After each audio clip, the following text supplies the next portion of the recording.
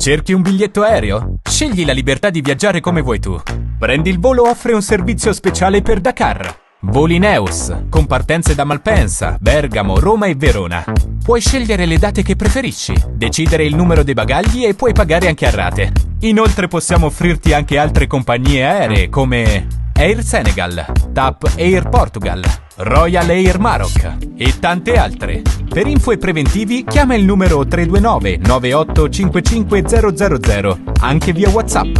Comprendi il volo o puoi acquistare il tuo biglietto aereo in modo facile e veloce per un viaggio sicuro e conveniente. Prendi il volo, scegli la libertà di viaggiare come vuoi tu. Super. asalaamaaleykum Sénégal sénégalais yi fu ngeen toll ci àdduna surtout yóbbale baa ngi nii ndar bu mag bi Khadim Gueye mu ngi leen di nuyu surtout maam Kumba Bang dellu siwaat comme ni ñu koy defee semaine bu nekk am invité bu ñu leen indil de marque waxtaan ak moom ci loo xam ne njariñu Sénégal la tey nag ki mooy invité vraiment di à part bi ma leen sante ci lépp loo xam ñu ngi leen koy proposé ba yoon tegal naa leen loo xam c'est la mode sénégalaise ak yëpp gis naa ne sénégalais yi amaguñ culture yu déglu lu dul ay faits divers wala ci politique kese dama leen bëgg a xamal ne Khadim Gueye TV doxul ci politique kese da leen di ñëwal ci culture aussi musique tradition théâtre ak lépp léeg-léeg ma def vidéo yoo xam dama leen koy proposer donc di remercier ki nga xam si mooy Nana Fashion nekk fële ca Maroc mu doon sama invité ak ki nga xam ne si mooy Lediza di top modèle bi gën a ngand Sénégal mi ngi dinaa leen tegal sax benn flyer boo xam ne yónnee na ma ko sànq mu war a dem am fu mu représenter Sénégal en plus donc biñ defee semaine bële émission boobu aussi am na yeneen yoo xam ne juddu na ci moom mu ngi koy bénéficier donc bu dem day yóbbu drapeau Sénégal version rouge bi lay yóbbu ngeen war di aussi di bàyyi xel ci yooyu parce que j'ai vu même si nombre de vues yi yéen ay faits divers rek ngeen bëgg a dégg ay wax yu ñaaw wala dag ci politique bi wala affaire yooyu mais y a aussi la culture y a aussi les choses yoo xam ne si ay doomu Sénégal ñoom ñooy wër àdduna bi nekk ay ambassadeur nekk ko fa ku mel ne Youssou Ndour actuellement il est en tournée fii ci Europe gaynde di ko siyaar le 17 mu ngi ñëw Italie bi incha allah daañ fa dem daje ak moom waxtaan ak moom ci lépp loo xam ne si tamit war na ko taxawal parce que ñooñu ñooy taxawal c'est la culture sénégalaise yooyu da ngeen ci war a bàyyi xel mais yéen bu ñuy ñëw di leen wax ci politique gis nga tey jii maak sama invité buñ dóoree da ngeen gis ñaata doomu aadama ñoo koy setaan mais buñ leen ñëwee tegal leen culture loo xam day wax rek loo xam ne te ñoom dañ nekk ay représentant wala représentant du Sénégal dans le monde mais yéen war a déglu affaire yooyu gouvernement bi ak ñëpp mën ñëw di leen si jàppale ok donc man damay proposer lépp man xooluma ay nombre de vues waaw bu ma waxee ci politique wala ma clash benn politicien fii ngeen dekk 30 000 personnes ngeen seetaan ko ma ñëw indi leen koo xam dafa yor drapeau Sénégal dem représenté ko jël ndam loolu coupe ba indi ko Sénégal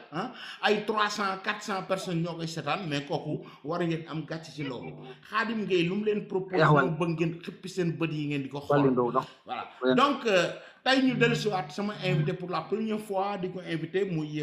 journaliste boo xam ne xam ngeen ko ci Sénégal invité naa ko journaliste yu mag ay ñoom Charles Faye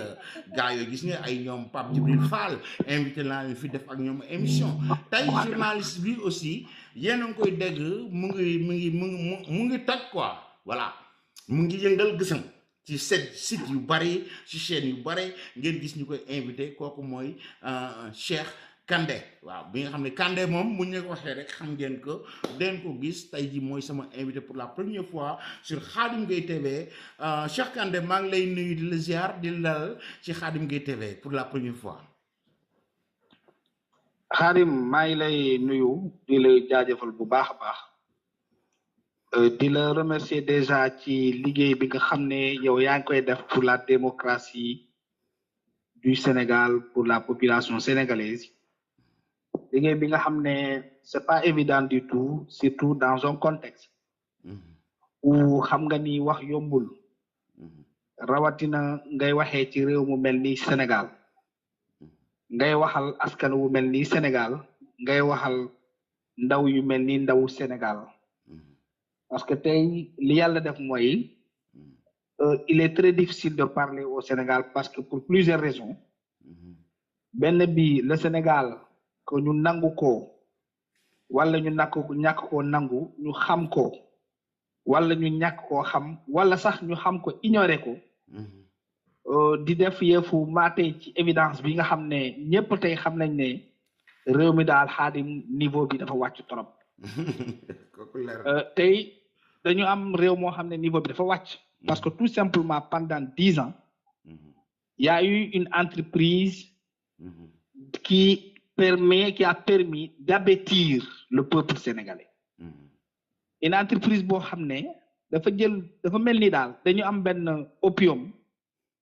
boo xam ne bon il y avait déjà le philosophe qui disait que la politique est l'opium, la démocratie est l'opium du peuple et je pense que dëgg boobu tey la gën a mën a nekk évidence ndax tout simplement en 10 ans de 2014 à 2024 dafa am xeetu politicien yu dugg ci landerneau politique sénégalais muy xeet boo xam ne jiitalul xam-xam jiitalul weccoo ci yar ak teggin jiitalul pencoo ci respecter les droits des autres maanaam nga am position ci côté bi la neex ci parti bi la neex ci wàll wi nga neex amoo tey possibilité maanaam ñu nangul la sa liberté nga nekk démocrate wala nga nekk républicain wala sax nga am beneen courant politique mais dañu jiital saaga kilifa saaga gor saaga képp koo xam ne da nga décider di demal sa bopp di dem ci sa xam-xam ak ci ni nga xamee politique ak ci ni nga xamee réew wala ci ni nga jàpp ne réew noonu la war a doxee wala politique noonu lañ ko war a doxalee mu nekk benn mbir moo xam ne dafa dugg ci réew mi avec une entreprise boo xam ne intensité boo xam ne boo amul coffre ni Khadim Gueye amoo endurance ni Khadim Gueye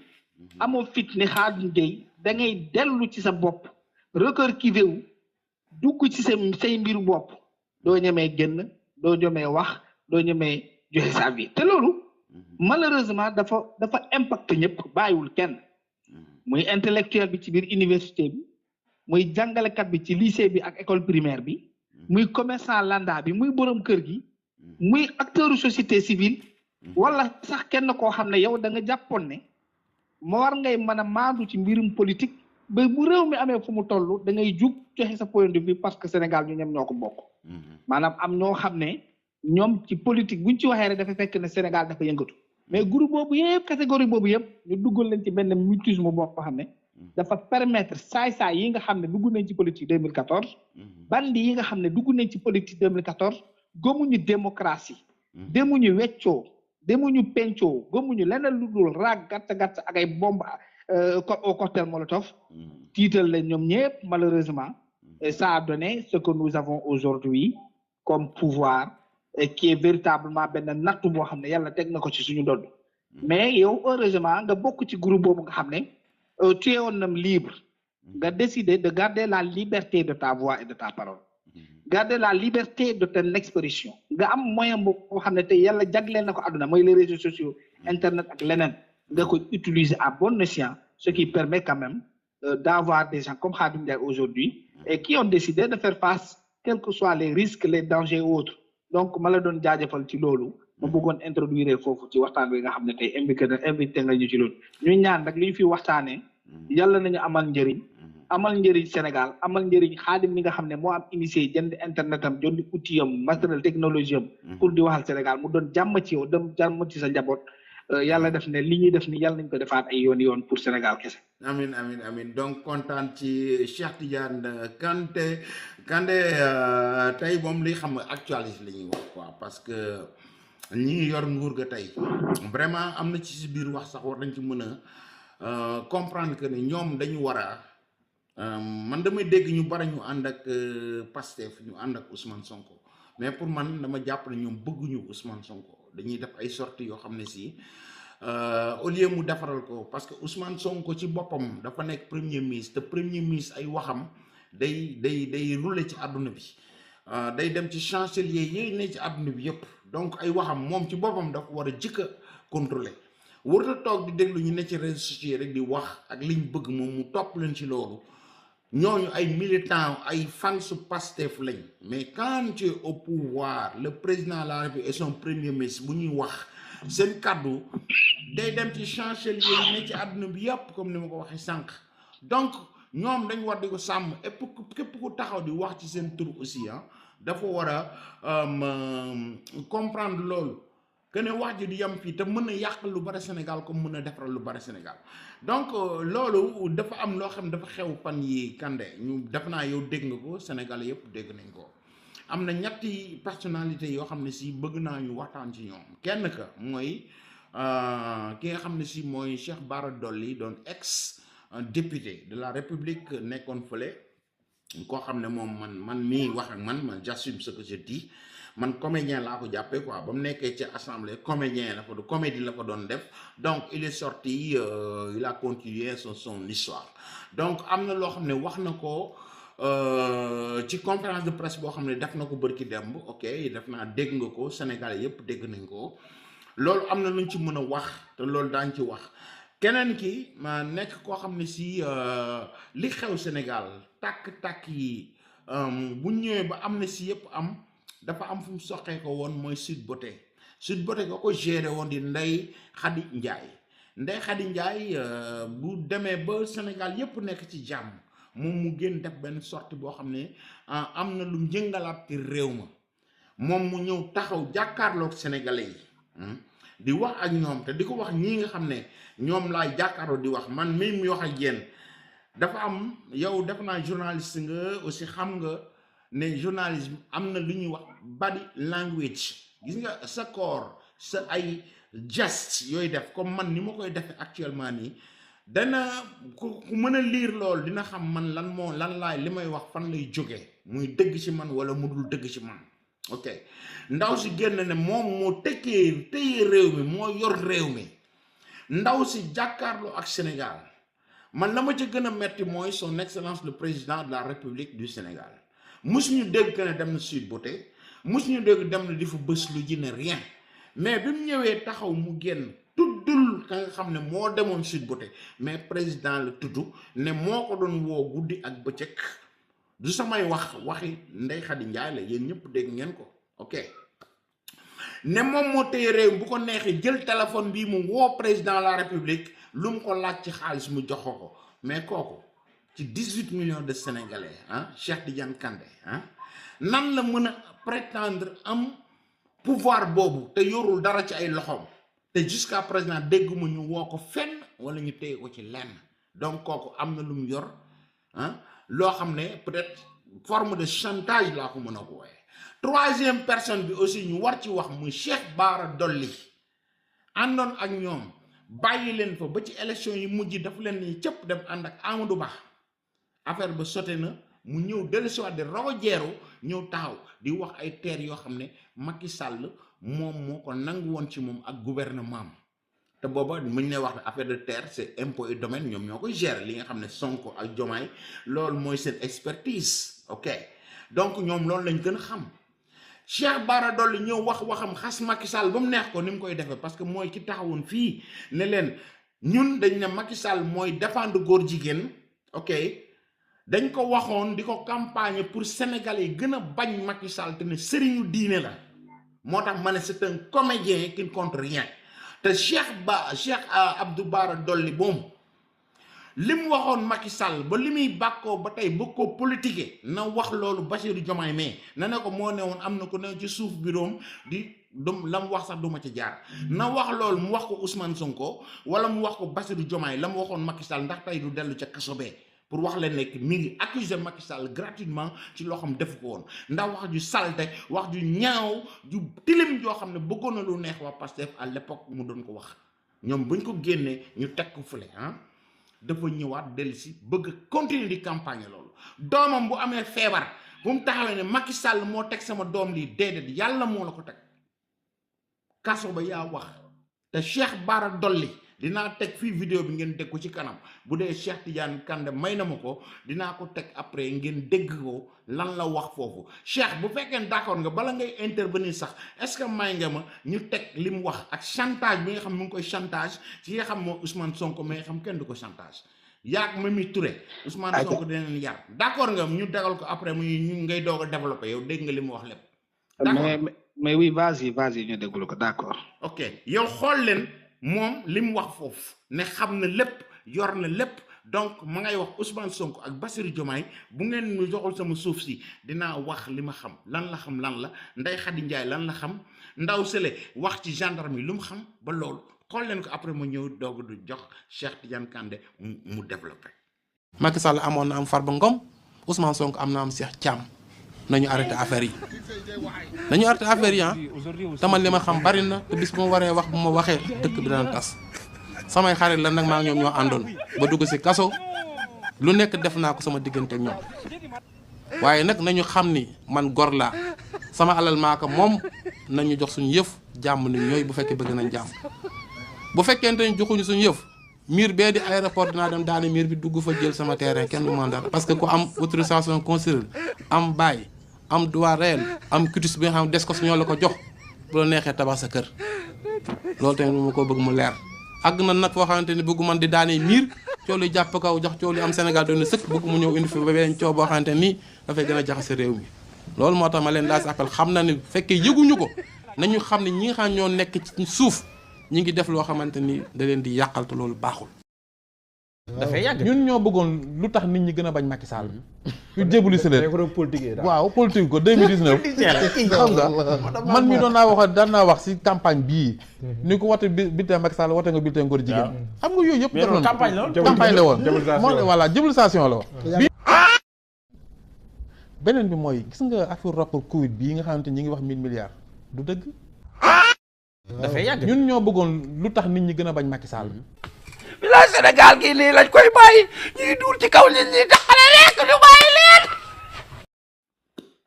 voilà yéen a ko gisal seen bopp Khadim Gueye moom lépp lu mu leen wax da koy documenté yéen a dégg loolu de conférence de presse ku ko bëgg a dégg totalement da ngeen di xas yam fa xas Macky Sall ñàkk jom ngum ñàkk jom moom mii ki taxawoon te ci fin wu vidéo bi naa leen tegal ba muy wax ne ñun dañ ne Macky Sall da doon favoriser góor jigéen pour ni Sénégalais yi gën a bañ Macky Sall dafa nga ne nitu diine dina taxaw naan damay wut ko bañ benn doomu aadama bu dul sax président de la république kii moo ñàkk jom kontewul ñaari salaamaaleykum moo fi taxawoon ne képp ku mu àndalul doo gañ ci réew mi Diomaye ma nga nee nekk président Ousmane Sonko premier ministre ànduloo ñoom Amadou Ba la àndoon terrassé nañ ko Diomaye ba fa toog Cheikh Bara Dolly Abdou Bara Dolly Mbacké il est quoi il n'est rien ce n'est rien qu'un comédien bu tekkiwul ñaari salaamaaleykum donc yow Cheikh Tidiane Kandé dégg nga li ma développé dégg nga ñett yooyu ma wax dama bëgg na yow nga développé def naa ne yow dégg nga histoire yooyu gis nga lépp nga wax ñu loo ci xalaat ak noo ko gisee. ci Bara Dolly wala ci Ndeye Khady Ndiaye wala ci développé ñetti sujet laa la tegal yow jëlal xool ku la neex nga départ ci moom nga tegal mu ñett yëpp dégg nga kenn ku ne la mu wax xool nu la neexee yow nga gérer waaw. merci Khadim di la jaajëfal ci ñetti ponk yooyu nga xam ne tànn nga ko pour ñu waxtaanee ci ñoom ci sujet yooyu nga xam ne quand même ci nu Sénégal di demee mënuñu ko occulter mënuñu ko négliger parce que malheureusement tey foofu la niveau wu réew mi toll imagineel émission bu toll nii bi ngay def ak dayoo bi nga am ci réew mi ak nu Sénégal toll woon en termes de compétence en termes de qualité de ses ressources humaines au regard de tous les sujets yoo xam ne war nañu ko mën a aborder mu dem ci mbirum économie mu dem ci mbirum sécurité mu dem ci mbirum jàng mu dem ci mbirum ressources halieutiques et maritimes sur le climat sur nos enseignements supérieurs l'éducation nationale sur nos ressources naturelles lu mel ni pétrole bi nga xam ne ñoo ngi koy exploiter depuis bientôt 2 ans suñu gaz bi ñu dem ba rek ñoo ngi wax ne am na benn teen boo xam ne démarré nañu exploitation yi dafa naa fale ca Sangomar mais fu ñu toll ci érosion bi avec les sujets liés au terrorisme vous m'excuserez du terme liés à notre sécurité nationale nos frontières avec le Mali les phobies avec la Guinée-Bissau mais non avec la Guinée-Conakry les narcotrafiquants avec la Guinée-Bissau. Mais la sécurité de nos côtes intéressées par les terreaux de l'autre côté de notre pays. Mais la tension qui pourrait surgir entre nous et la Mauritanie pour plusieurs sujets que nous connaissons et qui ne font pas encore l'objet d'actualité. Notre gouvernement qui manque de perspective, qui manque de vision, qui manque de clarté politique, qui ne sait même pas où mener ce pays. Des intellectuels lâches qui attaquent un président de la République que le monde honore, moi le président Macky Sall, qui à chaque fois qu'il est insulté, ici au Sénégal, le monde fait sa promotion, le décor. Il existe plus de 50 soi-disant intellectuels. On dit que c'est des enseignants à l'université qui sont dans un pays comme le Sénégal. Nous sommes ici. Nous sommes économie mabba, suñu démocratie am menacée, nos libertés politiques, civiles et journalistiques bafouées, menacées. Ñu nekk ci réew moo xam ne suñu diplomatie amatul benn crédibilité. Sénégal mënatul am fronté dara yi loo xam ne mën na mën a amal njëriñ réew mi. Parce que tout simplement nous avons un gouvernement nul, des gens qui ne connaissent absolument rien du tout. Intellectuels yooyu au lieu que ñu bind ay articles ay contributions yi dem ci côté woowu mais ñu ne ñoom dañuy créer benn tribune pour attaquer un président boo xam ne bu ko dof yi sàndee xeer yàllaa ko yónnee fasu alburaax dem jël ko yóbbu ko dans une autre planète pour gën ko honorer pour gën ko en tout cas magnifier mooy président Macky Sall saa ko dof yi sàndee xeer rek nga gis yàlla ci suñu borom ci boppam moom moo ñuy woon ne kii même boo leen ko bàyyiwul boo leen continuer di def li ngeen di def man dinaa continuer di ko honorer di ko màggal ci àdduna bi intellectuel yooyu waroon mën a bind ci suñu économie waroon bind ci suñu marché waroon bind ci suñu diplomatie waroon bind ci la nature de notre démocratie avec l'arrivée au passé au pouvoir waroon bind sur les libertés bafouées la démocratie salie waroon bafouer waroon critiquer le fait que le Sénégal ne représente presque plus rien même en Afrique de l'Ouest ñu ne ñoom dañuy tontu président Macky Sall mi nga xam ne moom yàlla teral na ko ci biti donc mu am sujet yëpp Khadim ñu waroon mën a waxtaanee loolu mais lan la ñuy waxtaanee mais imaginez une dame comme Ndeye Khady Ndiaye imaginez un gars comme Serigne Bara Dolly xaw ma la tudd mais imaginez comme cette dame là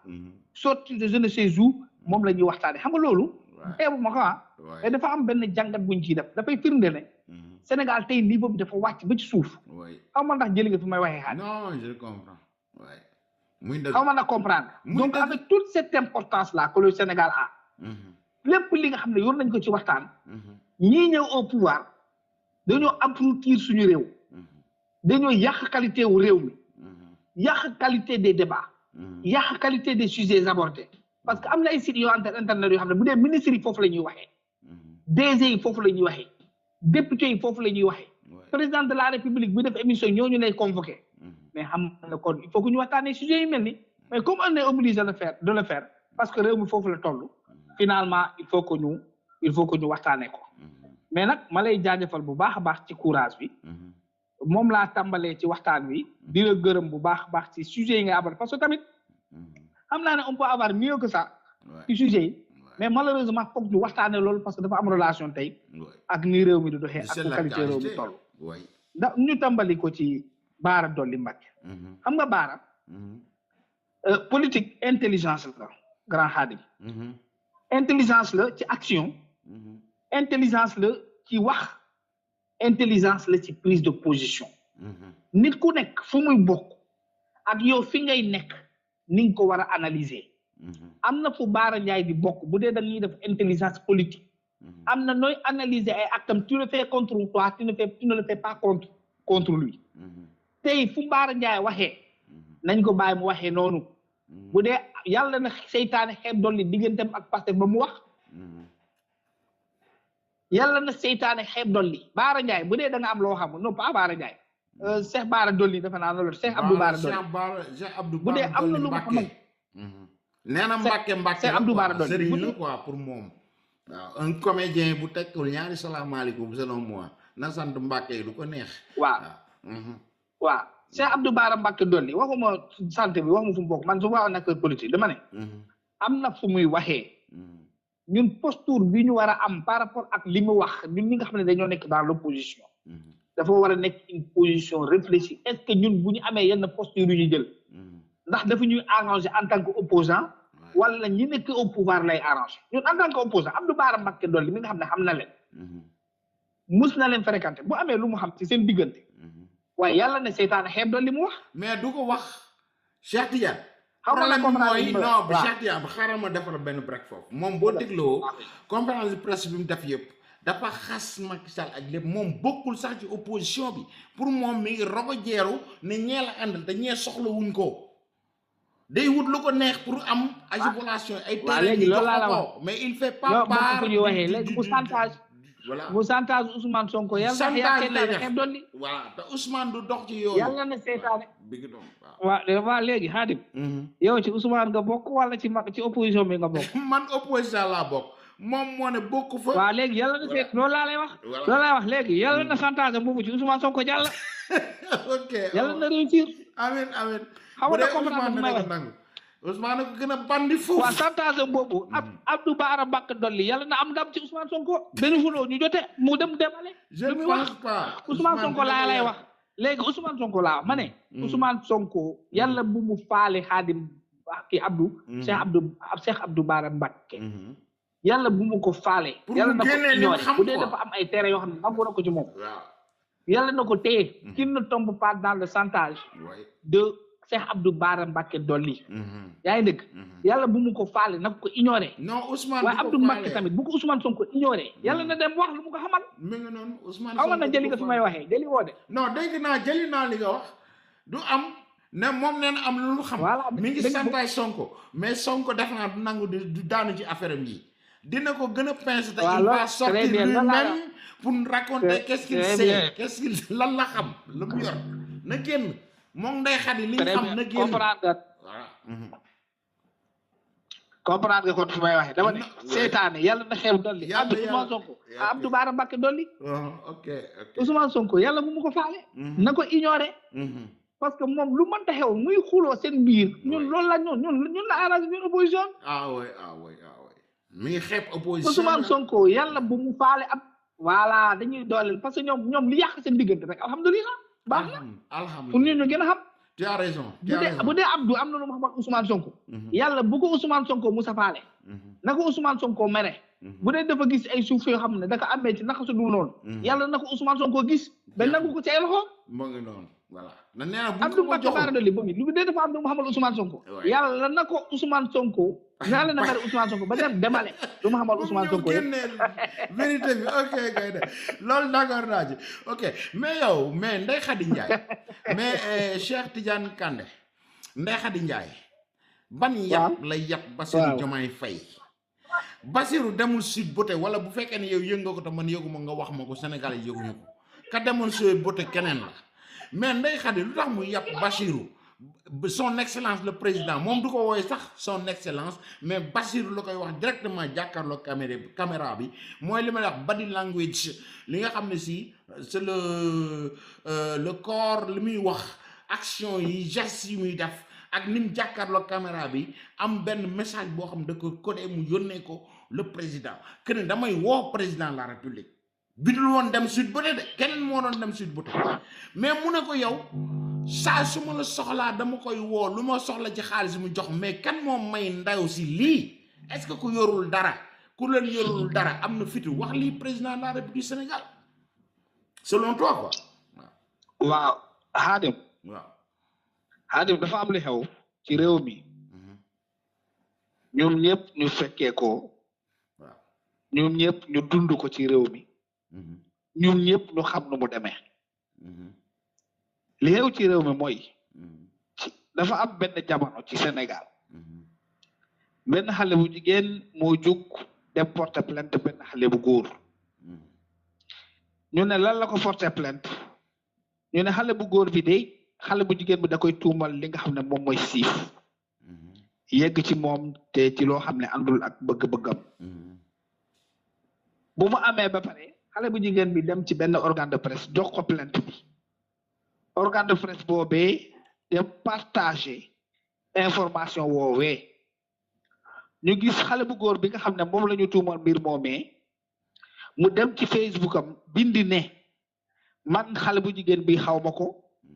musuma teg sama tànk ci salon de massage boobee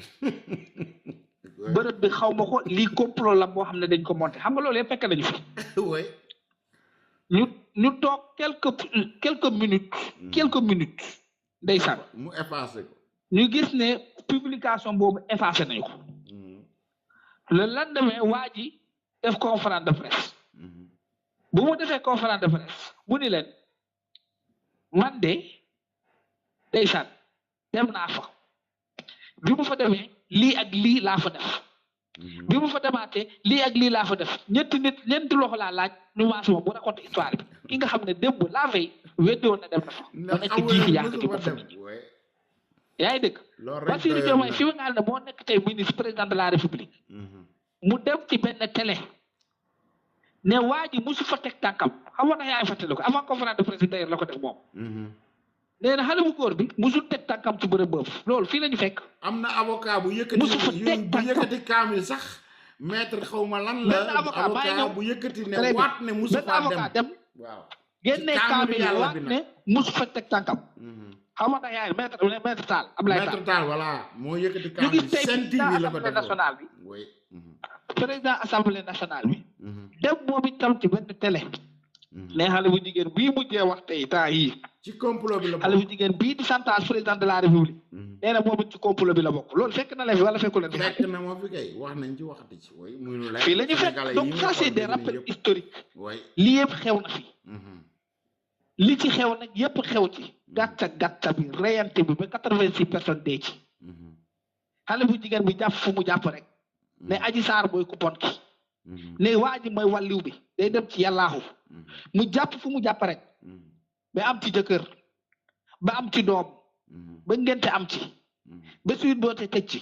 ba ñooñu falu ci waa xale bu jigéen boobu nga fa ne amul doole Xaadim jaaxal na ma de mooy borom suyit boote nee nañ mooy caga bi te ko dem moom mooy kuy sell gi quoi moom moo dem fekk caga ba ñu naan kii caga la képp ku taxaw bi la Adji Sarr caga la xool leen ka fekk Adji Sarr moom lan la man loolu rek question la bu muy posé damay wax rek lu simple dama ne borom suite bootee boobu ku ko moom chaque fois que waa ji saa yu ñëwaan foofu moom ma nga fa bu moom këram kër gi nu mu ko installé yow xamoo ko lu mu ci roof ci angle yi ci bopp ko ñi xamoo ko lu mu yor ci entrée wu maison bi xamoo ko mais kuy sangu ci toilette bi moom moo xam lu mu installé salon bi Xaadim yooyu yëpp fekk la fi xale bu jigéen boobu am na doole wala amul doole. d'accord mais Kandé gis nga ndaw si ci boppam nee na. xale bu jigéen boobu mais ndaw si borom kër gi nee na moo jëkk a maase bisu tabaski ñëpp ray seen ay xar ne ci seen ay kër. waaw ndax moo ko wax boppam fii de bisu tabaski la ñëw moom. mii ndaw si doon Adji Sarr moom moo maase waa en dehors de massage yi yëpp. xoolal dama bëgg rek ñu spécialiser waxte pour ñu wax ne lan moom may xale bu jigéen bu doole. Xaadim yow sa kër gi nga nekk Allemagne boo ma ci invité est-ce que man loo installé ci kër gi man xam naa ko. non mënu ko xam. te am na ay matériel yoo xam ne mën nga ko teg fii nga koy xool nii mu lay xool nii te doo xam na lu nekk ci biiram. waaw moo tax man ma yaakaar ne tey chantage bi am na ndaw sa lu mu yor. waaw nee nañu usu. waaw loolu laa la wax waaye nee nañu usu bu mu paroo massage bi dafa dem sangu ji. douche boobu mu doon sangoo moom da xam lu ñu fa installé. même bu dul mu tëdd ak xale bu jigéen wala bu fekk ak moom dara. mais nga sangu ci douche ñu lay filmer rek yow loolu yàq na dëgg yàq na nit. mais aussi ci boppam Kandé nee na moom moo ko waxal boppam du waxi Khadim Gueye du waxi Cheikh Tidiane Kandé moom moo taxaw fi ne am na ay caméra de surveillance ay caméra de massage sax la jëkk a wax mu juum na caméra de surveillance mais par hasard Babacar Touré génn fii ne jour yooyu caméra yi fonctionné yu woon quoi yow dafay ne Ndeye Khady Ndiaye mii lañ la tax mu fay caméra yi jour boobu est-ce que amul lu mu yoroon moom mu denc ko ba tax tey mu sañ ba romb ka demoon sud ba tey mu ñëw di menacer suñu président de la république caméra de surveillance sax waaw dañ ne caméra de surveillance bi peut-être mën na nekk na caméra yi nekk ci salon de massage bi de caméra de massage yaa ngi dëkk waaw léegi dama ne caméra de salon de massage yi kese laa wax salon de massage bi ñàkkul ne caméra yooyu ñoo doxul loon bu doon am na laa wax wala caméra à l'entrée de la maison ñàkkul na loolu kese la mais dama ne waaye yow dégg nga ne Xaadim dama bëgg rek nga déglu su may wax dañ ne waa ji bu mu paree maase wu xale bu jigéen bi dafa dem fekk waa ji ci biir kër gi ci biir néegam ne ko diw moo ma jox 50 000 da ngaa fàtte séquence boobu 50 000 yi ma xool mais foofu Kandé waaw Kandé non Kandé may non Kandé xaaral mu sërxal la benn affaire foofu du ñoom ñi ñoo yor impôt domaine yow boo jaayoon benn tàngal da nga war a fay TVA bi mais yow dañ ne Adji Sarr waa ji moo ko jox 50 waa ji nga xam mooy espèce u jëkkër jooju ñu ne espèce ne jëkkëram la yaa ma gën a xam nu mu demee ah kooku jël 50 est-ce que jox nañ ko reçu est-ce que fay nañ ci état bi est-ce que 50 000 yooyu am na lu dugg ci gouvernement bu Sénégal loolu sénégalais yu bari waxuñu ko. mais damay laaj ndax fay nañ TVA bi foofu. yaa ngi changé sujet. xoolal bu ma changé le sujet yaa ngi may gën a. non dama ci dolli rek pour ñu bàyyi ci xel ci loolu quoi. waaw loolu amul benn problème dama ne. Khadim dama lay tontu ci li poste li tax xale bu jigéen bi. am audace. ok vas-y. li tax mu am fit bi mu am. li tax muy waxee nu mu waxee gis nga yàlla nañu yàlla musal ci nguur goo xam ne. dafa am foo jaar ba falu. nguur googu nguur la goo xam ne dafay obligé dëkk ak chantage jusqu'à la fin de son mandat. mbirum Adji Sarr dina am ñoo xam ne guddi ak bëccëg dina am ñu leen ciy chantage ba jour bu ñuy dee. xamante dëgg fi may waxee. non dégg naa je comprends développer. mbirum Adji Sarr dina am ñoo xam ne. dina am ñi leen ciy chantage ba jour bu ñuy faatu dem ca yàllaaxu. loolu la yàlla dogal. parce que dama la ne tout simplement. bu waa ji demee ci salon bi maase wu ba pare. dafa jox xale bu jigéen bi 50 000 mu ne ko demal. xale bu jigéen bi dem ci néeg bi fekk fa jëkkër waa ji ne ko 50 000 mu ngi nii diw moo ñu ko jox. xam nga comprendre su may waxee. mu ko laajee ana diw lan la ko xale bu jigéen bu tontu dina ne ko mu ngi sàngu. fayuñ ci taxe mu ngeen en plus ok. léegi est-ce que 12 boobu mu sàngu est-ce que 12 boobu mu doon sàngu moo xam ne duñ ko monté. ci caméra ak leneen xam na ko. voilà. ok je comprends. waaw léegi nga nekk premier ministre comprendre naa. est-ce que yaa ngi dégg fu may waxee. non comprendre naa fi nga bëgg a jëm demal ñoom ñu war a comprendre. waaw léegi commencé wu ba pare dem dugg ci douche ci sangu. douche boo xam ne du sa douche. fleur yi ñu fa teg salon de massage yëpp douche yi day am ay fleur. day am portemanteau. day am leneen ak leneen. yow nga dugg ci douche boobu sangu. dama la ne même buñ la filmé wul nga nekk ci kaw xale bu jigéen bi. mais le fait que nga filmé ko yaramu nen ñu filmé la ci rek loolu moyen de chantage la mën na nekk. waaw imagine léegi ñu wane suñ premier ministre benn nekk muy sangu taatu nen. solul ci lim solul dara. rafetul quoi. xaw na comprendre non je comprends. arrivé yow ak si premier ministre Angleterre ñoom comprendre nañ jëli nañ parce que. wax léegi xale bu jigéen boobu bu ñu ko négliger gis nga day xat yi. bu ñu ko négliger. ñàkkul ne yor na mbir yoo xam ne. moom mooy ëpp doole premier ministre du Sénégal moom mooy ëpp doole président de la République du Sénégal. parce que ngoon bu jot mën na jël dara yónnee la ko. kon yow d'accord nga ne kon looloo tax moom mu am sañ-sañ ne réew mi maa ko yor. waaye mais ma ne bu dee amul sañ-sañ boobu lu tax convoqué wu ñu kon nañu ko convoqué. xool ba xam. kon bu ko neexoon suba gouvernement bi daanu. moom accusé na fii ndaw soosu tudd Aïda Mbodj nekk DER. waaw est-ce que dégg nga ne Aïda man nee naa na ko Aïda Mbodj porte plainte ñu xool ba bu dee am na fit. mel na ne génn weddi loolu Aïda Mbodj def naa génn weddi. mais wane bu yow boo ko defoon kenn du la weddi dañ lay porte plainte. dañ lay porte plainte ñun lañ yëpp ñun moom ku wax rek ñu convoqué la mais ñoom ñi moom lu leen neex wax. léegi nañ ko porte plainte. Ndeye Khady Ndiaye malheureusement. elle va vivre comme ça avec le président que le président le veuille ou pas. pendant 5 ans nii la ñuy vivre Ndeye Khady Ndiaye parce que lim defe nii. bu doon yaa ko wax wala beneen jigéen wax ko heure bi fekk na ñag ma ca kaso ba. ça c'est sûr nga wax lii président de la république. wax ba de ay jabar mais yow sa jabar yow Cheikh Tidiane Kandé sa jabar yow doon nga dem Sweet Beauté yow nga génn fa ne xamoo leen xamuñu la et tout comme niñ ko waxee. yow nga ñëwaat ne xam ne léegi yow moom mi sa jabar yow dafa war a woo Ndeye Khady Ndiaye di ko sant di ko gërëm ci jëkkër ji la bàyyi fa mënoon ko bës mu dem fee ñu koy bës lu léegi yow ma ngi ca boole jabari président man la ma ca metti rek mooy jabari président de la république ak le président la ñoo xam ne demuñu fóot léegi ñoom ñoo waroon woo sax ak jabari Sonko naan dañ koy woo di ko remercier quoi mais donc ñoom xëy na dañ ko woowoon di ko ñaan njëkk ne ko da nga yor téye ko ñun ñu ngi la koy ñaan donc elle se sent maintenant responsable de dire que man gannaaw yéen a ma doon woo di ma ñaan naa téye lii naa leen sauver ci lii yéen lu tax génn leen ngeen remercier man loolu laa ci jàng quoi xaw ma yow lan nga ci jàng nag lu tax mu dugal ci jabari ñele te seen yoon newu loolu laa ci jàngat daal man daal xam naa ne sama jabar am na fulla goo xam ne su ma demoon salon de massage waa salon boobu du musa yëkkati téléphone am mu naan dina jërë ngeen def gërëm naa remercier ci loolu moom man sama jabar lii de débouche man daal xam naa ne sama jabar boo moytuwul borom salon de massage bi sax buñ dajee dafay rey dafay dem baax bombardé leen rawatina nag ki taxaw ci télé bi ne mus na ma massé nag kon jeex na loolu moom wóor na moom kon jeex na Cheikh Tidiane Kandé ok nañ bàyyi Ndeye Khady Ndiaye donc dégg ku bëgg a comprendre comme moom dafa jàpp sénégalais ay dof mais ñi sénégalais duñ ay dof quoi voilà donc comprendre nañ lu bare mais beneen femme bi nga xam ma dolli la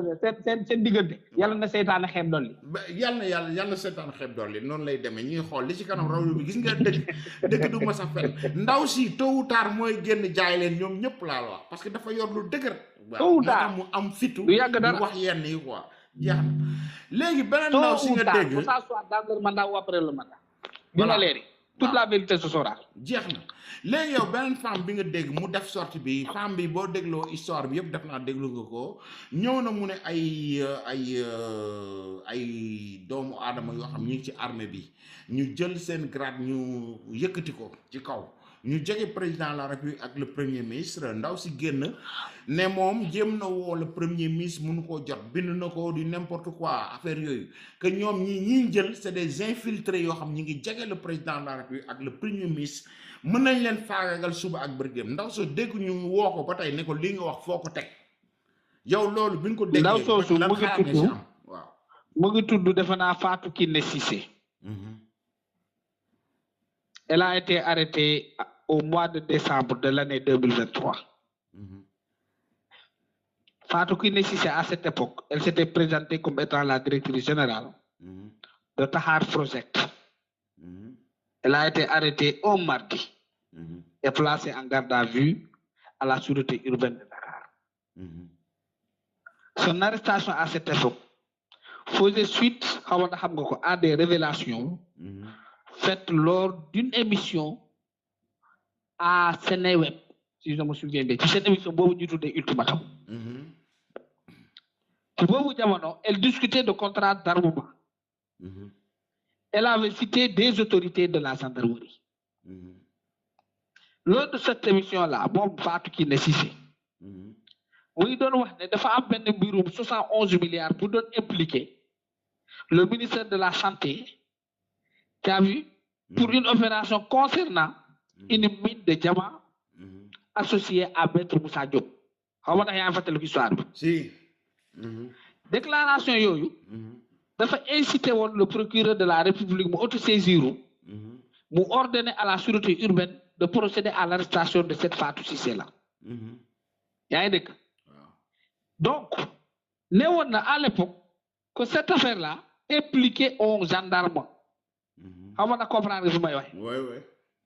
Tey bu defaatee sorti mu tudd gendarme encore est-ce que tu penses que c'est pas lié? Mais loolu tax ma lay laaj lan moo tax moom mu génnaat tey. Voilà. Accuser la gendarmerie. Est-ce que ce n'est pas lié? yaa ngi dégg. Ouais. Moom moo doon def le ministère de la Santé sur un marché de gré à gré de 71 milliards. Entre le ministère de la Santé et de l'Action sociale et l'entreprise ACD sur financement de la banque allemande KfW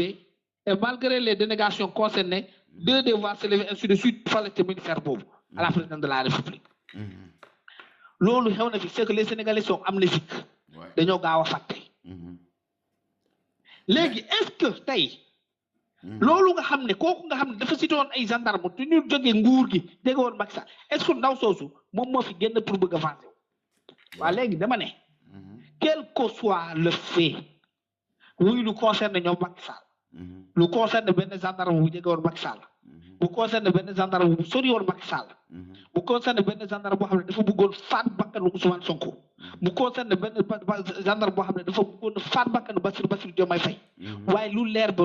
mooy dëkk ndaw si nee na kooku mu ngi dans l'attelage du président de la République et du premier ministre que la vie du premier ministre est en danger tey ndaw soosu dañ ko waroon arrêté. Oui. parce que tey dañ ko waroon mais yow Cheikh Kandé Cheikh Tidiane mais yow ndaw sos tey président de la république ak le premier ministre ak ñi nga xam ne c'est des hauts gradés de la gendarmerie yoo xam ne nommé nañ leen ñu teg leen mais tey président lan la war a mën a xalaat le premier ministre ne yow ñii ñu ma andil tey ñu teg leen sama côté ñoo leen nommé ak yëpp mais est-ce que du am conflit buy am foofu est-ce que ñoom seen xel dina dal ci loolu est-ce que ndaw soo ruroon ñëw jox sénégalais yi jox la justice éléments yi taxaw ñi nekk ay traîtres yoo xam ne ils sont autour du président et du premier ministre voilà waruñoo leeral loolu dañu war a bàyyi nii mu sedd quoi. dañ ko war a leeral. waaw loolu laa la wax dañ ko war a leeral à condition que la dame là ne soit une bonne menteuse mais que mu nekk une menteuse ou pas. Ce qui est dit à la télévision lu dangereux la. ah ouais. ñun sénégalais yi war nañu xam ndax dëgg la wala dëgg. ah ouais. war nañu xam gendarme boobu kan la. ak ñoom concerne sax surtout le président de la république mais sa sécurité dafa war a nekk lu leer le premier ministre aussi am nañu koy entouré mais dafa war a leer donc bu dee moom mi war na yor ay éléments def naa xam ne accusé leen gratuitement je pense waaw waaw sécurité président Bassirou Diomaye Faye moom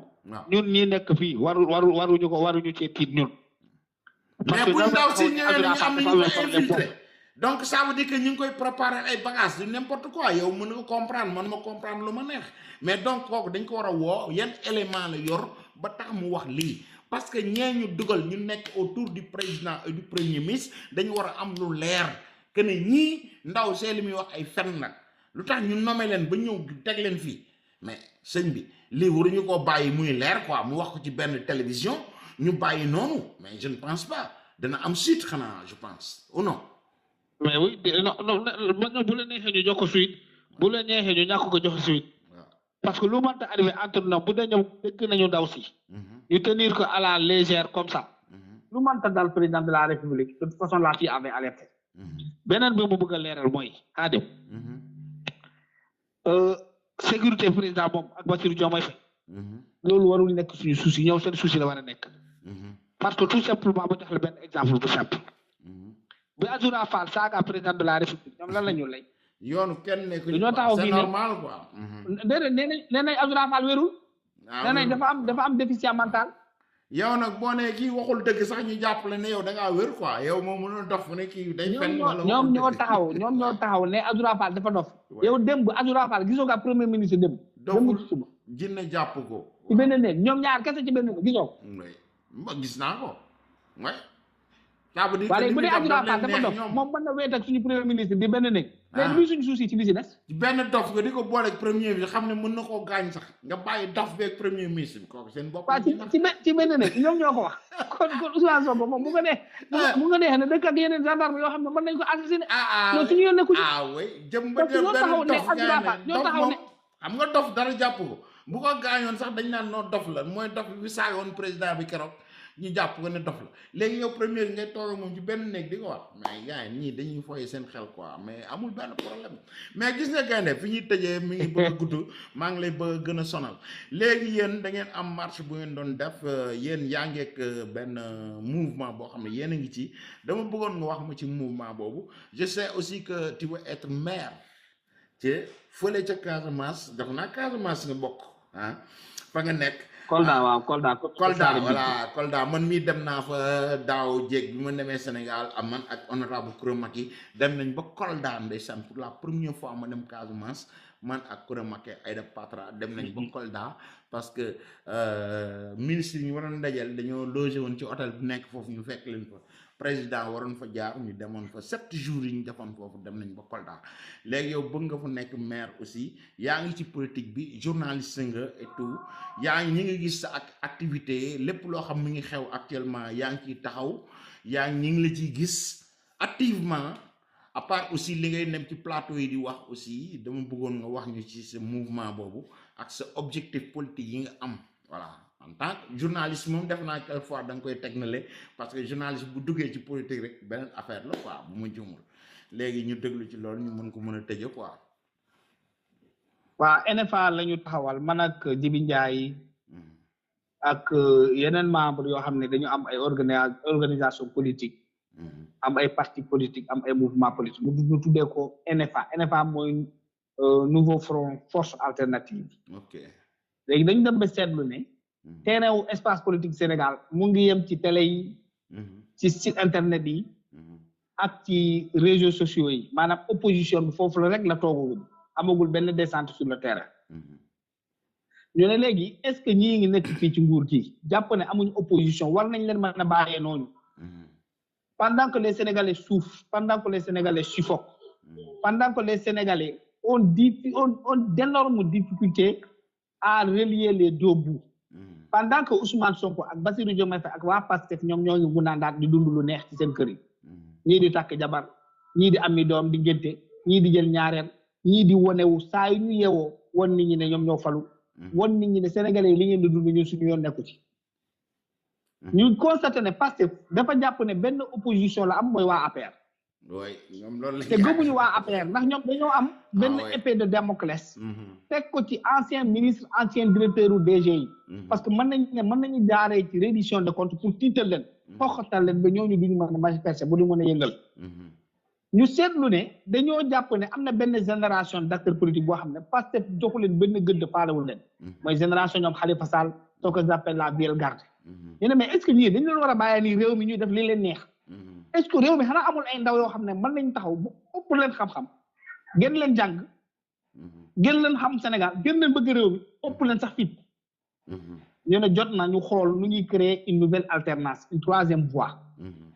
une opposition de renouveau boo xam ne Pastef amul dara loo xam ne mën na ko teg ci seen bopp parce que ils n'ont pas de compte à rendre à qui que ce soit musuñu nekk DG musuñu nekk ministre musuñu nekk PCA musuñu yor benn ndombu tànk benn portefeuille étatique noonu la ñuy dajee d'une manière toute naturelle et nous avons décidé d'apporter une opposition de terrain à ce régime-là parce que Pastef pour les ébranler pour les faire peur il faut nga jàmmarlu ak ñoom ci mbedd mi wàcc ci biti wàcc sur le terrain que tu fasses mais ce discours là waaye bu leen toj bu leen yàq boo leen fa nekkee ak waa Pastef dañuy def li leen neex pendant 20 ans fii ci réew alors ñu toog poser une première action l'action bu njëkkee posé c'était d'écrire le NFA des lettres de dénonciation dans les ambassades et les autres représentations diplomatiques et institutions internationales trouvant à Dakar mais États-Unis d'Amérique seen ambassade bi les Nations Unies l'Union africaine la CEDEAO l'ambassade de la France et les autres puissances démocratiques du monde qui étaient concentrées à Dakar ñu posé acte boobu jour boobu la ñu xam ne nguur gi ndaxte ay tapet lañu ay ragal lañu lu ñuy wone dara nekkul ci ñoom buñ demee ambassade États-Unis di déposer suñu lettres yooyu pour wan leen ne dëkk bi dafa nekk ci dictature que cette loi là d'amnistie c'est une loi scélérate une loi dangereuse qui vise les forces de l'ordre mais ñaari camion wu gendarmerie ñooñu topp ambassade des États-Unis bi ambassade de France bu ñu eggee ambassade de France ñu fekk fa benn dispositif policier oui benn dispositif ñun ñoo njëkkee def marche parce que dañ ñoo topp ambassade des États-Unis bi nga xam ne mu ngi Almadies ba ambassade de France bi nga xam ne mu ngi Plateau bu ñu eggee ambassade des États-Unis de France force de l'ordre yi waaw bu ñu eggee ambassade de France fekk fa dispositif policier bu exceptionnel gars yi di ñu xaar dañoo yegg rek ñu woote Kandé ana seen lettre bi ñu ne lettre baa ngi ñoom ñoo ko récupéré ñu ne dañ koy déposé ñu ne leen déedéet lettre bi ñun ñoo ko àndal suñu bopp ñoo koy déposé suñu bopp parce que wóoluñu leen ñu dem am lettre bi déposé ko au bureau au bureau des courriers de l'ambassade de la France mooy premier acte bu ñu posé bu ñu jógee ambassade de France di dem Union africaine non Union européenne ci seen siège bi seen bureau bi nga xam ne ba léegi mu ngi ci biir Plateau mais policiers yi dañoo taal seen oto topp ñu ñuy dox tànk dañu yegg foofu déposer lettre bi ñoo ngi taxaw duñu seetaan noonu la ñu demee ak ñoom ba jour bu ñuy pare déposer mu nekk benn action boo xam ne c'était sur le terrain ñu posé ko au nom du MFA mais bu ñu jógee foofu itam ñun ñoo njëkk a organiser benn conférence de presse boo xam ne di expliquer Sénégalais quel est le danger de cette loi là autour de cette amnistie cette loi interprétative qui n'en est pas une mais qui est une loi de modifier une loi qui modifie la loi d'amnistie la loi portant amnistie de 2024 alors bu ñu defee conférence de presse boobu on a annoncé la journée du 28 une marche ñu déposer lettre de marche un lundi une marche qui devait se faire le vendredi xataa ñun am nañ foofu 3 jours francs bu ñu déposer lettre bi préfet de Dakar qui n'a même pas pris le soin de lire la lettre interdit la lettre pour délai que nous n'avons pour raison que nous n'avons pas respecté de délai ensuite ñu ne comme le préfet de yëfu maapee lay def préfet Ousmane Sonko la c'est un préfet qui a décidé d'être la main liberticide de toute action démocratique dans ce pays-là qu'on s'en fout de sa décision que le 28 ñu dinañu marché le 28 bi passe le 28 mars ñu dem jour boobu ñu annoncé la marche on devait la tenir du rond-point Liberté 6 au rond-point de la VDN. Au rond-point de la VDN. bu ñu yeggee mais jour boobu oto yi la ñuy jël depuis rond-point Liberté 6 plus de 30 véhicules de police remplis de personnes de lacrymogènes ñu taxaw di ñu xaar ñu ne lii kat yëfu du tatu bi installé mais malheureusement heureusement ñun dem nañu devant les policiers nous avons demandé aux responsables aux militants de rester à la maison mais nous les responsables nous dem au rond-point Liberté 6 nous avons tenu une déclaration de presse qui est passée dans tout en France 24 à l'APS France aux autres sites internet de Dakar et quelques télévisions comme CNTV ñu jàllale ko on a réussi maintenant le 2 aussi moom mooy bu gën a siiw 2 bi nga xam ne moom lañ doon jàllale la loi amul benn opposant sénégalais bu wàccu ci terrain bi ku dul NFA mooy nouveau front force alternative ñun ak ñoom Djibi Ndiaye ñoom Mané ak yooyu ñu dem assemblée nationale jàmmarloo au lieu que ñu jàmmarloo avec les policiers dans les prochains jours inchallah au lieu que les policiers au lieu que ñu jàmmarloo avec les policiers mais dañoo jàmmarloo avec les forces de l'ordre de PASTEF parce que nous y avons trouvé un dispositif de nervi plus de 50 personnes ñu yor ay jaas ñu yor ay mbolde devant les policiers taxaw xaar ñu ne dañuy def conférence de presse booy PASTEF yooyu équipé par boo moytuwul ay leader PASTEF ñëw saaga ñu keroog intimider ñu jéem ñu tiital xooxatal ñu mais on s'est battu avec eux on a tenu nos déclarations on a continué à manifester devant l'Assemblée nationale le jour-là ça aurait été au moins quelques policiers qui nous ont demandé de partir ñun ñi nga xam ne ñun opposition bi lañ demandé ñu partir bàyyi ñoom booy PASTEF yi ñuy def li leen neex ce jour-là nous avons compris kon ndexete yow li nga xam ne moom mooy nervi li ñu waxtaan yi waa PASTEF ñoom ñoo ko yor parce que ce que cela montre que ce pays-là court en danger parce que tout simplement dans un pays normal tu ne peux pas avoir deux forces de l'ordre des forces de l'ordre public et des forces de l'ordre recrutées par un parti au pouvoir pour essayer de créer le maintien de l'ordre dans un pays mu nekk un précédent dangereux dans ce cadre-là inchallah le mercredi nous allons organiser une conférence de presse pour dénoncer ces nervis de PASTEF à côté de nos forces de l'ordre mais aussi demander la démission de Ousmane Sonko, du ministre de l'Intérieur et du ministre des Forces armées parce que ñoom ñëpp qui sont impliqués dans cette affaire-là pour permettre à la justice d'être indépendante et de juger les bandits, les criminels sans aucune influence. ma lay jaajëfal ci loolu. maintenant très rapidement à Saare Bidji man foofu laa dëkk maa ngi dëkk Kolda. waaw kay léegi yow maire foofu nga bëgg a doon nañ la bàyyi xelam waaw maire Kolda yow maire Kolda nga bëgg a jël wala nu mu demee foofu. mairie Saare Bidji mairie Kolda mooy mairie wu Mamboy bi. ok bu yow. waaw man maa ngi ci biir région de Kolda mais sama commune mu ngi tudd Saare Bidji. C'est la deuxième plus grande commune après la commune de Mamboy. Donc l'aéroport de Kolda se trouve dans ma commune. La gare routière de Kolda se trouve dans ma commune. Les carrières de sable, de béton et autres se trouvent dans ma commune. On a beaucoup d'entreprises dans la commune aussi. Donc ñu nekk ci di ci liggéey yaakaar ne boo leen ñu ci gunge dinañ jël commune bi fexe mu concurrencer la commune de Mamboy Diaw qui n'a absolument rien du tout qui n'a aucune ressource. Très bien donc yow waa commune xam nañ yow wax kan nga yaa ngi Ndakaaru am nga connexion yi am nga link yi li am solo nañ la jël commune boobu ñu jox ko def naa ne daañu la votel incha allah rabbi di nga ko yor. parce que tu le mérites. Merci beaucoup sa xalaat merci rafet beaucoup na fépp fu ñu la invité xam-xam ngay wax te la ngay wax da nga koy maîtriser. journaliste bi sax boo ko rombee politicien bi ci boppam lu muy wax njariñ la loolu rek la mooy solo si donc vraiment di la encourager encore di kontaan ci yow man damaa bëgg ci yow saa su ma gisee ak site bu mu mën a doon fu ñu la invité nga yëg ko nga bañ ko yëg toog naa ma déglu ko du début jusqu'à la fin bu ma gisee ñu ne Cheikh Tidiane Kandé moo lañ invité fii def naa aussi sénégalais yu bare noonu lañ koy defee parce que ñu mel ne yow lañ soxla nekku leen di saaga di wax lu ñaaw xam-xam ngeen di wax lu ñu leen laaj am ngeen ca xel ak xalaat loo xam ne bu ngeen ko waxee da ngeen ko wax ci wax ju leer ba sénégalais yi mun ko comprendre donc di la encourager vraiment ci loolu voilà ak ñi nga àndal ñoom Mohamed Mané ak ñëpp. merci ma profité ci sa bi pour demander que ñu bàyyi grand Simon Faye quand même qu'on le libère. voilà c'est une personne très professionnelle. voilà xam nga Simon ñoom dañ yaakaar ne article boobu mu proposé nga xam ne si Africa Confidentiel moo ko def maa ngi préciser ci vidéo bi que ne ñoom dañ foog ne Baba Aïdara le journaliste Baba Aïdara moom site boobu Baba Aïdara moomu ko Baba Aïdara n'a rien à faire avec Africa Confidentiel donc Baba mais ñi ngi ko condamné aussi ci affaire bu demee noonu Simon mi ñu ngi ko téye xam nga ne yow bu ne yow kii dafa jël article mu ñëw proposé ko mais yow demal nga porter plainte site bi nga xam moo ko bind moo gën a gaaw mais yow kii dafa ñëw c'est simple. ah bu Kandé mi bindee dara mooy jënd Kandé bind yow demal nga topp Kandé mais yow doomu topp man mi ah mënuñu c'est très simple non c'est que ñi ils se cherchent ñi xamuñu fu ñuy teg seen tànk oui xamuñu fu ñuy teg seen tànk waaw mooy am nañ loolu confidentiel daal bu ñu ko bëggee xam mooy loolu xam mooy ko loolu moom. nañu xool li ñuy Voilà. def quoi parce que Sen TV bee ñu Voilà. singlé Sen TV nañu rappelé Ousmane Sonko bi mu nekk ci opposition bi man maa ngi yónnee dem ba Bougane rek di ko yónnee ay message di ko wax mais yow yaa ngi rappelé wu bi nga jàppale Ousmane Sonko mi lépp lu ne wax na ko sa fii nga contre Macky Sall ah nga jàppale ko ci côté bu nekk jox ko sa télé bi ba ñëpp yaakaar ne télé contre Macky Sall la c'est pour vous tey jii ñoom ñoo nekk au pouvoir leen war gën a jàppale ñoom ñoo ñëw di gën a sonal Bougane maa ngi dégg sax Omar Faye naan ñi ngi wër Bougane pour jàpp ko mais au nom de quoi mais Bougane ngeen jàpp ko lan pour lan la jug Bougane def ba ñu war a jàpp Omar Faye mi reporté ne mais ñëw leen ngeen ne lii mu wax amul ngeen démentir ko mu jeex mais ëllëg bu ñu demee yow Ousmane moom mu wax Ousmane dem wuy ji le président bu Côte d'Ivoire bi mais yow lan moo taxaw ñu tëj waa ji ah ñoom dañuy wax et puis waa ji ñu yabal mu dem Sen TV ba di fi wax mais Ousmane Sonko dama yaakaar ne ñu bare bëgguñu ko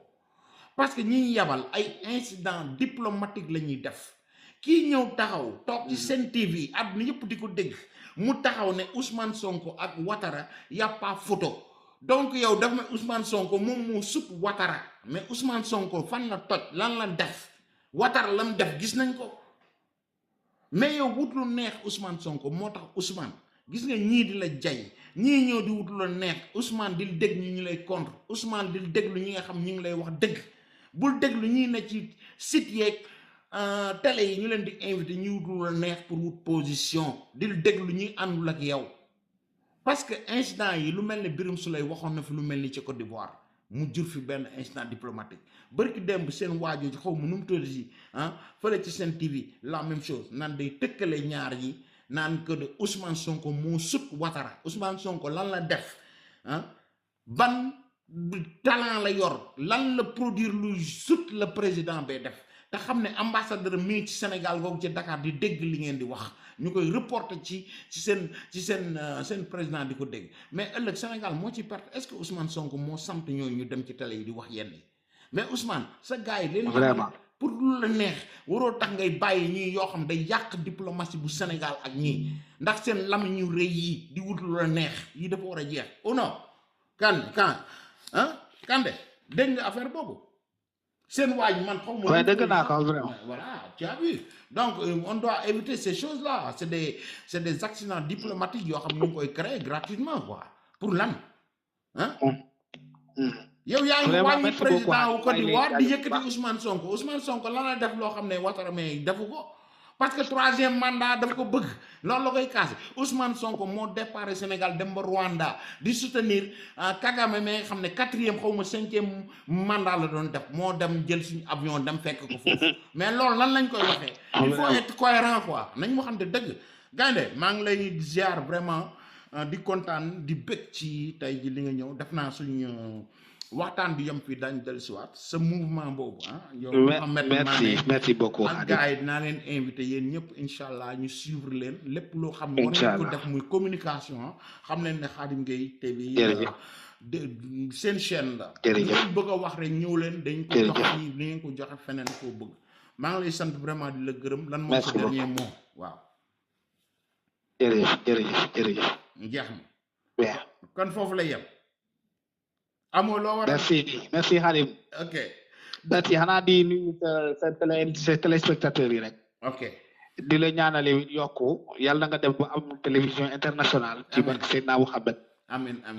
yàlla na liggéey yàlla na la amal njëriñ yàlla bu ci musa am lenn looy rëccu amin incha allahu rabbi amin Khadim Gueye TV moom xam nga dëgg rek la fi nekk yu mel ne yéen jox kenn ku nekk am nga droit bu doon fukki nit sax ñu ngi lay déglu ñoo xam ne déglu nañ benn intellectuel benn journaliste benn borom xam-xam boo xam ne ndaw la mais yàlla ubbil na ko ubbi na am xelam ba lu muy wax nit ñi mun koo dégg mun ko consommer lépp ci yar ak teggin parce que chaîne bi nee na kenn du fi saaga gis nga boo pare commentaire yi ne man nga dem nga lire lépp luñ commenté doo ko gis ku la disrespect ku la wax lu ñaaw ku la saaga wala lenn parce que man dama ko mayul doomu aadama xam nañ ko donc maa ngi lay sant la gërëm di la jox rendez-vous beneen yoon Cheikh Tidiane Kandé jërëjëf yéen ñii tamit fii la lépp doxee tabbi àjjana bakkan bu ko ci ko foon aljana donc ba ci fan yi incha allah rabbi fii ci Khadim Gueye TV ñu indi leen keneen beneen borom xam-xam beneen borom xel lii rek lañ am ci yar ak teggin di leen rappeler nag sama waa ji le 17 fee ca Modena incha allah rabbi Youssouma jigéen tournée bi départ na toj la Luxembourg ak lépp mu ngi toj war na dem Paris bu jógee fii yëpp Amérique war na am donc préparer leen yéen ñëpp tamit ngeen suivre le king the lion ki nga xam ne si mooy l'artiste planétaire bi nga xam ne fépp fu mu taxaw Sénégal dara jàmm jóg fa yëkkati ko jaageen jëf ba ci fan yi peace and love guys jaa ngeen jëf. xam nga Sénégal mooy foo xam ne dañoo gaaw a fàtte. te Sénégal nit mun na wax lu ko neex génnaat mel ni du moom demaat taxaw ci même télé ak même rajo yi wax safaan wa waaye VAR mi ngi fi. maa ngi wér gu yaram gu mat sëkk canceruma ci lu ma yëgul jabetuma aw ma insuffisance rénale aw ma benn xeetu jàngoro maa ngi nii alhamdulilah. yàlla daf ma nattu ba may nekk gone ba fii ma toll nii ma ànd ak ay jàngoro yoo xam ne dafa laaj faju. Aujourd'hui, sa vie est-elle en danger? Ousmane, il avait commencé à faire une insuffisance rénale. aw ma insuffisance rénale. donc bi résultat yi génnee rein yi ñi ngi doon commencé wu di corriger wu mais hypoglycémie bi moo ko sonal. Mais actuellement, à l'heure que je vous parle, il me dit que côté gauche, il commence à ne plus le sentir.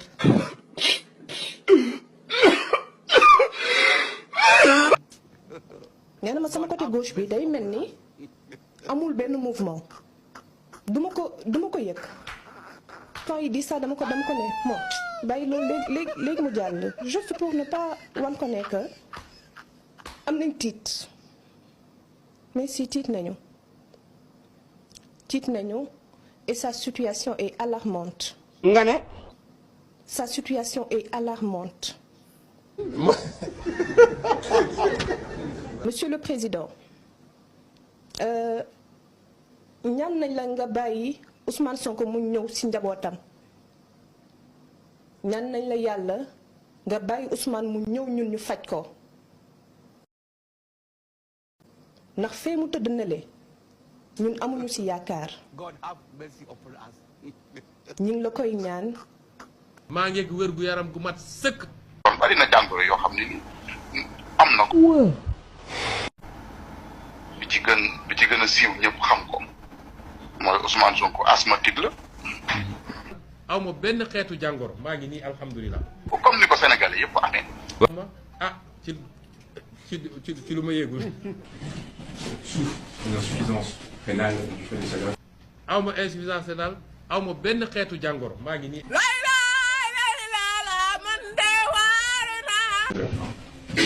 A eu une crise d'hypoglycémie sévère qui l'a amené à faire un malaise et à être admis aux urgences. Sa situation se stabilise. ma jege dëgg xam nañ ko mooy yàlla daf ma nattu ba may nekk gone ba fii ma toll nii ma ànd ak ay jàngoro yoo xam ne dafa laaj faju. non. maa ngi wér gu yaram gu mat sëkk canceruma ci lu ma yëgul jabetuma aw ma insuffisance rénale aw ma benn xeetu jàngoro maa ngi nii alhamdulilah.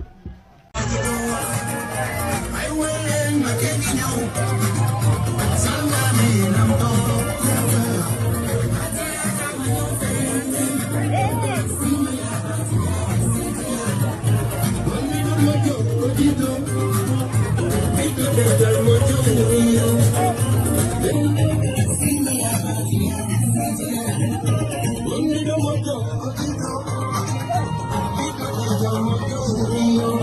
wàllu dund bi Pape Alé yow journaliste nga borom xam-xam nga dama lay laaj nga def sa recherche seet ci dëkku àddina yi yan dëkk ñoo toog pendant 3 ans benn njëg yokku inflation nul Sénégal mosu koo am da nga daan toog ñuy yokk mburu bu ñu jógee ci mburu yo dem ca diwlin bu ñu jógee ci diwlin dem ca suukar loolu mosu fee am 3 ans prix stable président sax def na lu ëpp solo loolu wàññi ay njëg mosu fee woon am non njëg dafa yéegoon non dafa yéegoon ba avant ngeen ñëw après ngeen wàññi ko boobu da boobu da ngeen defoon benn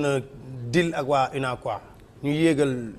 ceeb bi ak wala ñëwee ngeen ñu wàññi déedéet li am ale du loolu Pape Alé li am dañu waxtaan ak ñoom ne leen yéen aussi ay patriotes ngeen dañu ñëw pour relancer l'économie nanu toog waxtaan ñu nangul président ne war nañu mën a wàññi njëg yi parce que sénégalais yi dañu sonnoon pendant 3 ans les prix dañ ko maintenir ci niveau boobu prix au carburant essence ñu wàcce ko. di ngeen ci wàcc c'est normal. C'est normal parce que baril pétrole moo wàññeeku. d'ailleurs sax li ngeen da ngeen ci cof wàññi wu. xaar ma wax la. baril pétrole moo wàññeeku. d'ailleurs sax waaw Pape Alé lu tax dëkk yi ñu wër wàññiwul seen njëgu essence. parce que ñooñu gënoon néewle. li mu fi def amul benn président bu ko fi def. électricité bu ñu leen waxee fi mu ko jëlee indi ko. accès à l'eau. participation aussi des femmes. li mu namee ci jigéen amul benn président Afrique bu ko namee ay jigéenam. nga jël lu toll ni police nationale. gox ko jigéen. def naa pour man boobu mooy poste bi ma gën a impressionné. donc moom. Mimi Touré Mimi yow da nga ñàkk jom Mimi amuloo fulla amuloo fayda nee naa la sa baay ca Tamba ndeysaan fa mu tëdd mi ngi wëlbatiku ci bàmmeelam nga am baay ju baax un docteur qui a tout fait dans sa petite fille nga ñëw yow nga décider nekk jigéen góor maanaam guin Mimi tu es dangereuse pour une république Mimi Touré yow ku dangereuse nga yow ndaw su dangereuse il faut ngeen bàyyi mineur politique yi ngeen di leen jël di leen fësal tonton Mimi Touré mii nga xam ne tey parrainage bi mu jël moom parrainage bi moom moo ko jëloon dem dugali ko fële ci assemblée nationale ba moom Mimi Touré mii la ñu yóbbu woon bañ koy ñuus foofu loolu tamit vidéo baa ngi fii Mimee defoon lool de mi ngi fii Mimee ngi nii bañ koy ñuus ci parrainage déglu leen ko Mimee ngi de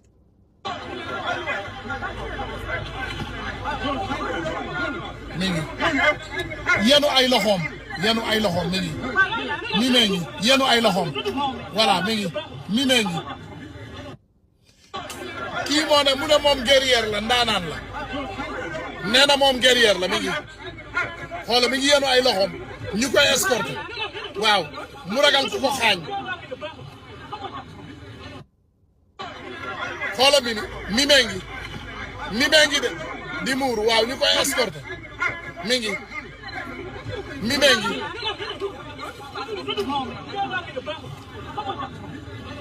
kii de moo fi taxaw mu ne moom ndaanaan la kii de fi taxaw mu ne moom guerrière la ndaanaan la Mimi Touré Mimi tonton Mimi bu génne daf yu ñàkk xoromam yooyu parce que Mimi Touré moom dëkk bi mu dëkk Kaolack ci boppam dañ ko labbali dañ ko fa dóor ba muy bëgg a dee. fondation Mo Ibrahim lu ndaw la ci nomination bu président Macky Sall. waaw dama la waxoon ne la dina jóge ci lii doon lii jóge lii doon lële ba 2029 mu del siwaat daal di jël réew mi. est-ce que bu ànd ak dogalu yàlla. waaye nee naa la fii ba avant 2029. day am na lu ma fi gis fii. waaye loolee ma fi gis bu ko nit ñi fànkul mën na dem ba fu mu ne ni du xaar sax 2029 président Macky Sall mën naa jël réew mi ci yeneen i nomination yoo xam ne yii yu ndaw la. xam nga fondation Mo Ibrahim dafa nekk lu kii waaye ku ne xam na ni am na benn sommet boo xam ne sommet de la fédération. boo xam ne tamit pour la paix universelle. moom gis naa ko ci. waaw yaakaar ne ni ma noté noonu la. mooy sommet de la fédération. pour la paix universelle. loolu tamit gis naa ko ñu invité ko ci moom président Macky Sall mu dem ca te loolu nekk lu yéeme xam nga kuñ dem ba di la wax ne la ñàkk jàmm gi Sénégal ñàkk jàmm sa loxo génn ci wala yow la ba noppi ñu lay invité ci sommet boo xam ne ci lu jëm ci wàllu jàmm la ci universel bi yëpp loolu nekkul lu ndaw Sëñ Xaadim. Aller chez Mimi Touré et vérifier si elle est toujours en vie. La jalousie va le tuer. Hashtag Macky brille à l'international. Le Sénégal pleure son président professionnel. On a choisi les rêveurs, les populistes. Maintenant on regarde le monde depuis notre balcon. Pendant ce temps l'âne de Ahmed Ndiaye refuse de courir. Oh, depuis qu'il a lâché le palais, Macky Sall roule en VIP. Jusque-là, Mba Mohamed, Ndiaye Nadou Daou. Macky Sall brille à l'international. Mais Dakar préfère les vendeurs de rêves. On a troqué un leader pour des slogans. Et maintenant, le monde rigole sous cave. Oh yeah, on disait dégagez Macky. Aujourd'hui les prix montent, les projets meurent. Les bailleurs regardent ailleurs et Macky invité partout. Le Sénégal pleure son technocrate tandis qu'ailleurs on l'acclame en diplomate. On voulait du changement, on a eu de la pagaille. Populistes, vous avez gagné, mais regardez comme le monde ignore vos discours. Macky siège là où vous n'irez jamais, et votre rupture n'intéresse personne. Un jour vous allez comprendre qu'on ne remplace pas un atlas par des slogans. Le monde est cruel pour les naïfs, et Macky Sall n'est plus là pour rattraper nos erreurs. Hey Macky, quand t'es invité à l'étranger, prends notre ministre dans ta valise diplomatique. Montre-lui comment on gère un dossier avant qu'il ruine tout le pays avec sa politique. Tout l'invite pour participer des panels à l'international. 9 novembre, Macky Sall a été invité par l'Université nationale de Singapour. 11 octobre, Macky Sall a pris part au panel de haut niveau sur les méga tendances climatiques. Invité par le DG de la BAD, Sidi Oulta. À Mascate, Macky Sall a pris part à la conférence des minos de l'OCI. L'OCI en charge de l'éducation, invité par Dr Slembu Mohamed Al-Malik, DG de l'AISCO. À Nassau, aux Bahamas, Macky Sall a participé au 31e assemblée annuelle de la Banque africaine d'import et export. Un gars 79, Ban Ki-moon quitte la chaise et Macky Sall prend le relève. Macky Sall a pris part à la conférence de Zion Bank sur le commerce et l'investissement en compagnie des anciens présidents George Bush des USA, Vicente Fox du Mexique et de l'ancien premier ministre du Canada Harper. En Arabie Saoudite, Macky Sall était invité au panel sur le financement de l'adaptation au changement climatique dans le cadre du forum sur la Saudi Green Initiative. À Abu Dhabi, Macky Sall a participé comme membre du jury à la cérémonie de remise du prix Zayad pour la fraternité humaine. G20 à Cape Town, les présidents africains ont déroulé un tapis rouge pour qu'ils parlent à leur nom. 8 avril, Macky Sall intègre la fondation Mo Ibrahim. Mimi Touré dit Khatarayu. Yeah. 10 avril, Macky Sall invité par la fédération pour la paix universelle. FEBU à Séoul pour participer à leur sommet. Pendant ce temps, l'âne de Ahmed Dia refuse de courir pour sauver l'honneur. 1, 2, 3,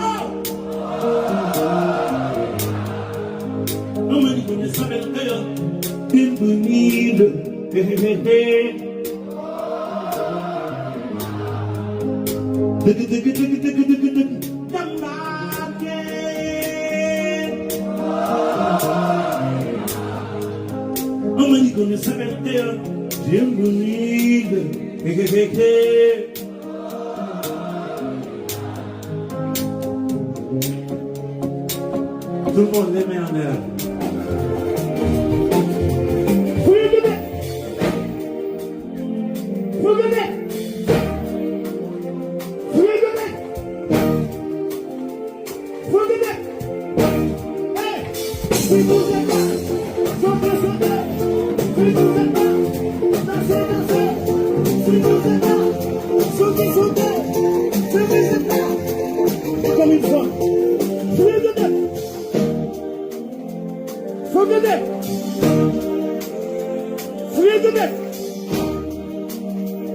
Regardez.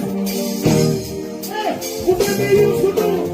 il faut sauter. Vous aimez Youssou, il faut crier.